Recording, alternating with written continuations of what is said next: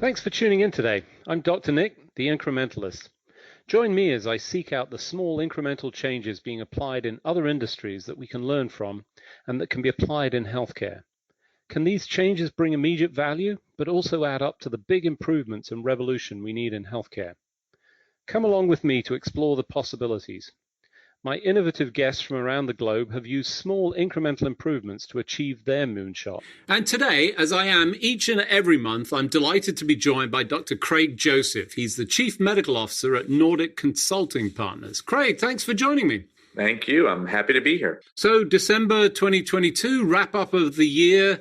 As always, I say this because I just can't believe what unfolds each and every year, but it's been an interesting year for sure, as we've certainly had a few of them, and it ain't over, especially when it comes to COVID-19, as it would appear, with China seeming to go through the pandemic for the first time, perhaps.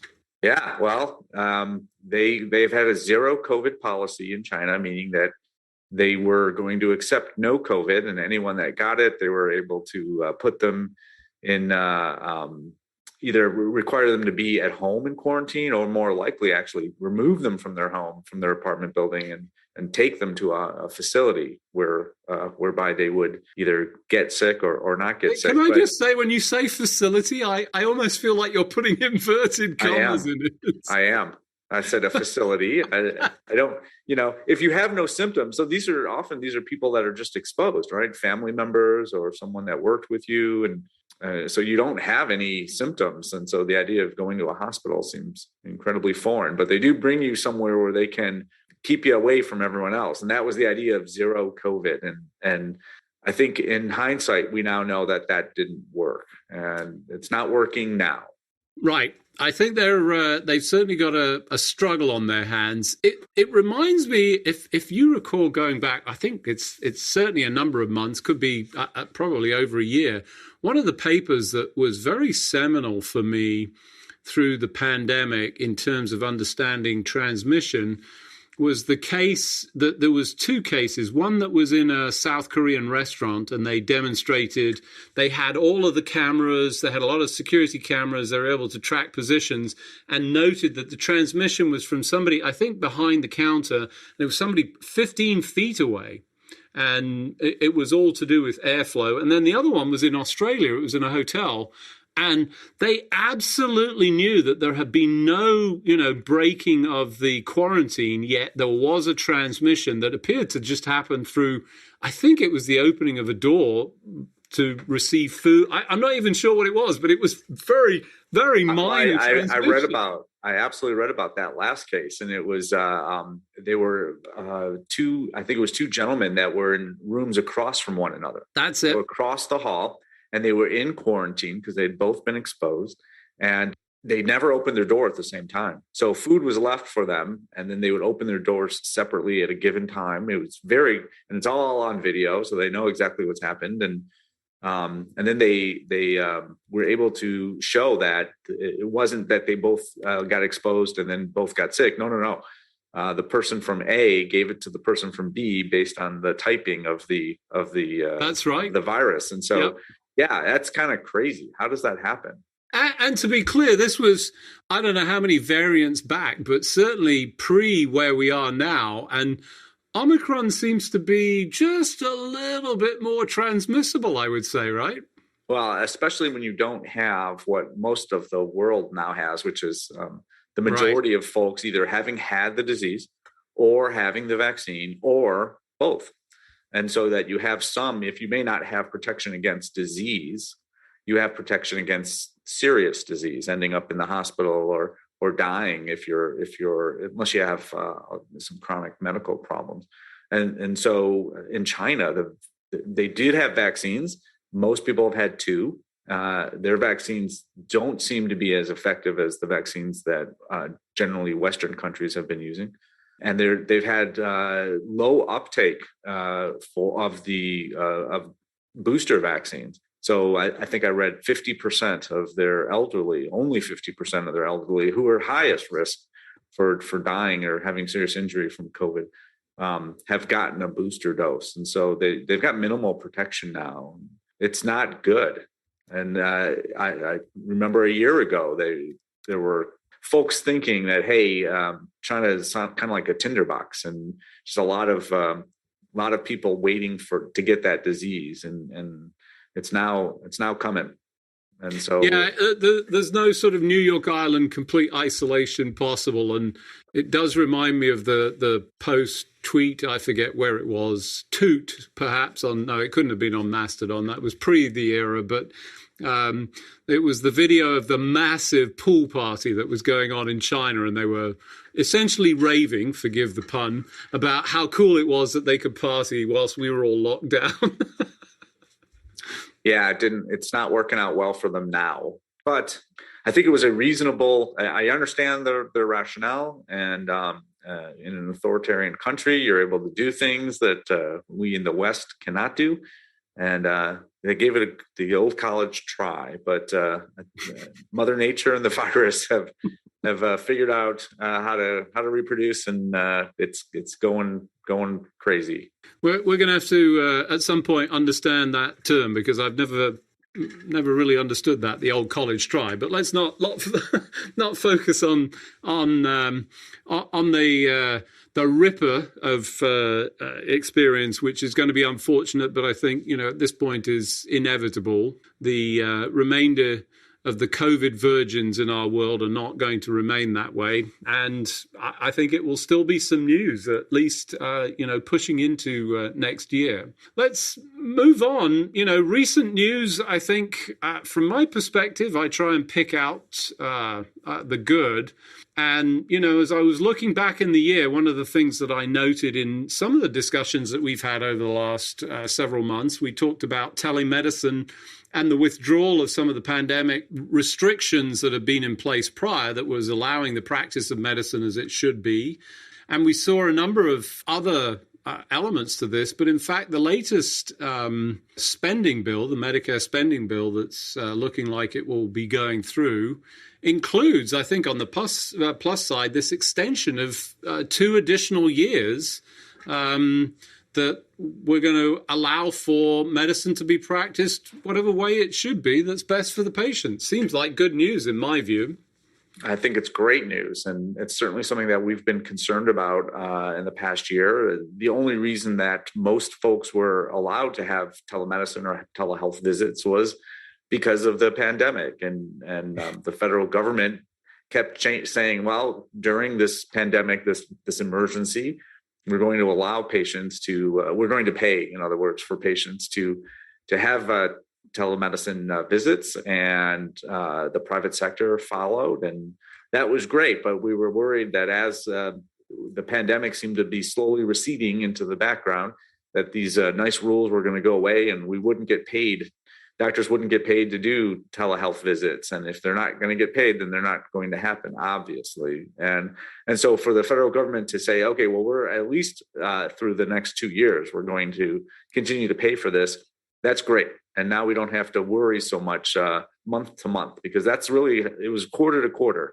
Every quarter, we're like, is this going to be the end of the pandemic declaration? Because if it is, then we know we have a few months until telehealth stops as a thing. And I agree 100% with you. It doesn't really matter where you got the care or how you got the care. As long as it's quality medical care, then it should be reimbursed as such. And sometimes that means, yes, you do need to have a full physical exam, and you need to be there in person. And that makes sense. But there are other times where you don't.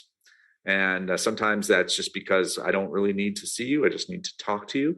Sometimes if it's a surgeon who wants to see the wound, they can perfectly well see the wound through the cameras that we have. And so there are times where the care that you need should vary, and that makes complete sense.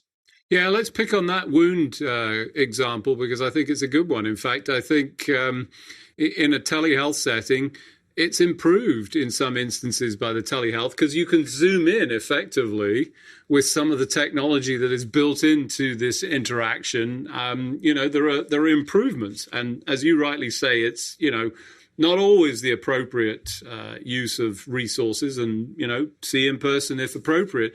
The other thing that was included that we talked about, was this remote patient monitoring, the sort of the move out of the acute hospital setting when people couldn't come in, were disallowed, and again we allowed for it.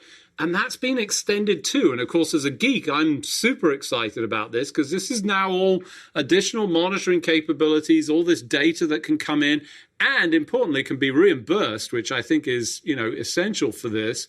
Do we know how we're going to use all of this data? Absolutely not. But rest assured, ChatGPT will have the answer. That's, I think all we need is just, no, I agree with you. And I think remote patient monitoring is very important. And in some cases, it does a better job of, even if we had a bed for you in the hospital and wanted to put you in there, your remote patient monitoring in certain circumstances is superior, because they're, as you say, it can be constantly monitoring. We could be checking certain values every minute, every second, however frequently we need.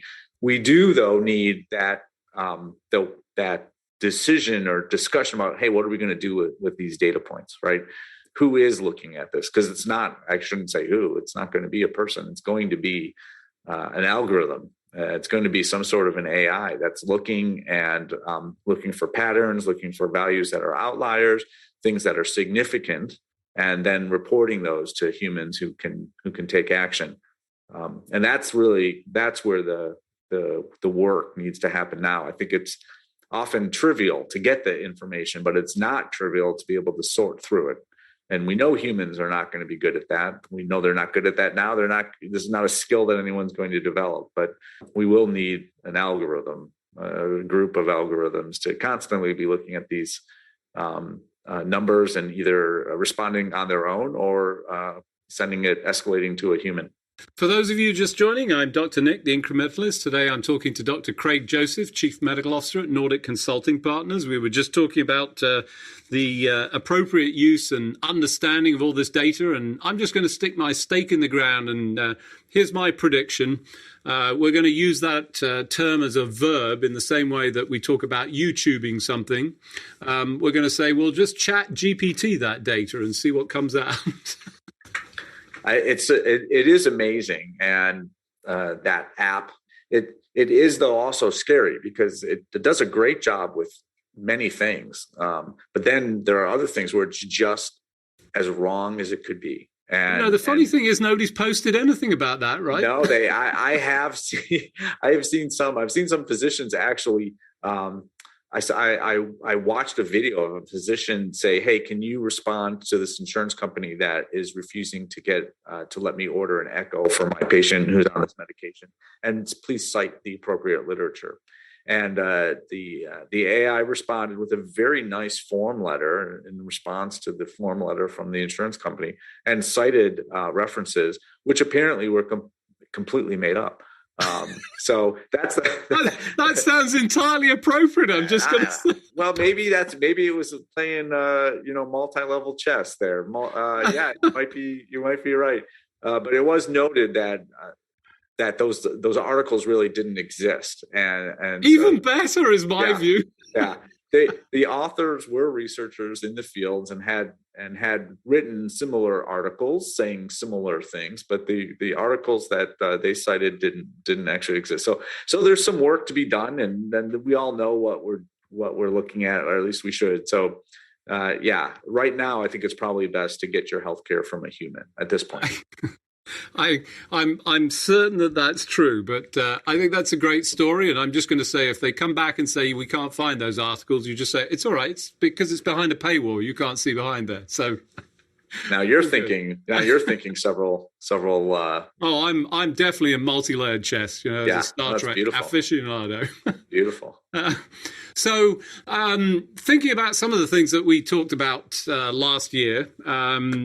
Obviously, one of the big ones for me, it was very personal. I think I shared it with you, the whole sim jacking experience, that continues to unfold in what I consider it's stressful. I mean, this is a constant thought. In fact, it's proved useful in some instances where people have wanted to do things. I'm sorry, I've been simjacked. I won't give you that information. So I'm taking the positive out of it, but it does raise this. And, I'm hoping that we'll see some better approaches. We've certainly got some improved approaches, and we need them in healthcare from a ransomware, the big target that we talked about last year that's on healthcare's back. But, some of the other things that I thought were interesting, tied a little bit to this was all the privacy invading activities that were going on. Just saw, more in-depth coverage of this release of personal information. And I'm going to be as charitable as I can. I think this is true. I don't think it was fully intentional. I think it was just, lax oversight with the integration of tools that came along in, healthcare websites. Yeah, well, it is. When we were all on paper, this was not a problem because your information was in the file in the doctor's office, and it was not accessible to the bad people. It was also not accessible to the good people, and so making everything digital certainly is moving us in the right direction. But you're right, and as we move to more kind of cloud infrastructure, meaning that the data is for almost all hospitals, not for almost all, for many hospitals, and is not going to be stored on servers or computers in their basement anymore. That's the way it has been done. It is now being moved to other people's servers that are protected, and that's great. And if you set up all of that information in the right way, it's safe. It's as safe as it could be. But not all of us are experts on moving information from our computer to a computer that could be anywhere, and that's where some of these hackers are utilizing tricks that or small little loopholes that they're able to kind of squirm through that others aren't. And so, yeah, it's I don't know that it's going to get better. I think in the meantime, it's going to get better ultimately, but we do need all of us need to kind of think about our security, both personal through our phone, but also the way our hospitals and our physicians are managing the security for their information. So if you're able to call up and get information without proving who you are, that's probably a sign that the information that hospital or doctor's office is storing on you may not be as safe as you would want it to be. Yeah, it's a challenging area. It's one that continues to create enormous difficulties because it's a nuclear arms race. I mean, one of the first areas that I recall using AI effectively was, in fact, the hacking community that was using it to break passwords and find alternatives. And, healthcare is such a rich domain of information. It's an inevitable target that causes no end of problems. We have to stay alert. I'm willing to bet we'll be talking about some stories and some ugly exposés of data in particular that's going to cause some problems. We talked a little bit about AI, and I think you had raised the whole area of success or how far we could get with AI early on in the year when you went to the CIC conference. In fact, I think you quoted Mickey Trevor. Well, you didn't quote, you showed his visual, which was all about rabbits. And then, in fact, more recently, we saw the challenge of AI, where one of the conferences I went to, they presented an AI device that was interacting with on the stage. We're a ways away. What do you think's going to happen in the coming year? Where are we with that? Well, I think we're going to go from 0 to 50, to use an automobile term. I'm still wondering about that old college try thing, and I'm not really sure where that came from. So I'll work on that for next time, Dr. Nick. It feels to me like this is not a gradual approach. This is really a step approach. And you had mentioned Chat GPT that came kind of out of the blue, where you could ask it to do things and it got them mostly right. Hey, can you write me? I actually asked this that algorithm to write me or whatever it is, to write me a a 5-paragraph blog post explaining why doctors' progress notes are much longer now than they used to be. It was not half bad. It was pretty good. And that's amazing. Now, it's not something that I would just copy and paste and put up on the web. Oh, I was just going to make sure that our viewers could read your latest missive. I actually wrote a blog post about this, which is why I thought it would be fun to see what it came up with. But that seems to me like that was not a gradual change. Like it wasn't like, oh, well, now we have an AI that can write 1 paragraph, but it really can't put paragraphs together. Like, no, we really didn't have anything. And then we had this amazing, we could just kind of put anything in a prompt and we're going to get at least in the ballpark. It's not going to be all right. And it's not going to be all great, but it's going to be in the ballpark. And so I think we're still in that early phase, at least in the way AI works with electronic health records, the way that physicians use it during the day. We're still not really good at predicting who's going to get sick, right? There's lots of algorithms constantly looking at everyone that's in the hospital in many places, trying to predict who's going to get sick, who's going to get sepsis or some other disease that we can prevent in real time. And the problem is not that it's not identifying folks. The problem is that it's over identifying. And so you can't check on every patient every time. So we've got some ways to go. And I don't know when we're going to hit that point. If that seems more where we're hitting magic, right? I don't think any doctor thinks that we're at magic level now in terms of predicting illness or for following large populations of patients. I don't think anyone thinks of that as magic. That Chat GPT and there's another program that can draw art. It can create art for you, given a prompt. That's kind of magical to me, at least where we're at now. And so I don't know when. I don't know if it's going to be this year or next year. When are we going to hit that where your regular run-of-the-mill physician goes, "Wow, that's magical what you just did."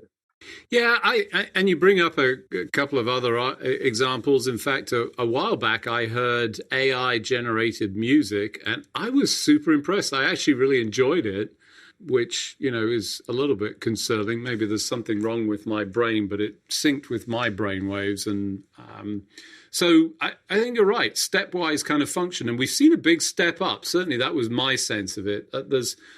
There's examples of failure, but, some of the examples of success are truly astounding with that particular example. And it's generalized. That was the big issue. You could get AI into narrow segments. We were able to do that extensively, but not in a generalizable form. And I've tested it, and I was super impressed. So I'm excited about that. I think the capabilities, and I'm looking to see if I can try some experiments. And I think that's the big thing for me with ChatGPT is it's opened up the door to people to try things that previously had no programming and nothing. And actually it can teach you programming. It's very good at that. If you have programming challenges, Python questions, whatever, very good at that. No surprise because of the people that are potentially creating it, but it goes much beyond that.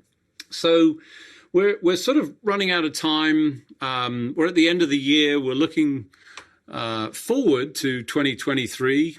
Any closing predictions or thoughts from you in what you expect to see? Well, I'm always hopeful that we'll see our doctors and nurses, the burnout that they've been experiencing over the last 3 years, get better.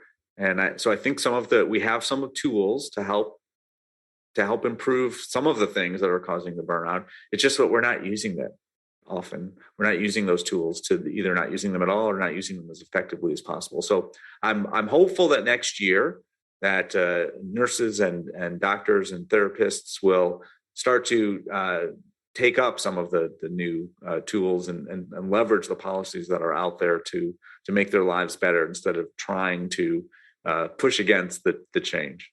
Yeah, I'm with you 100%. I mean, I think one of the things that we saw last year, which, really bothered both of us, I'll speak for you, but, Redonda Vaught, the nurse that was essentially criminalized, and that was definitely a burnout, stress related issue, should never have been the case. We need to do better. We can remove friction, as you say.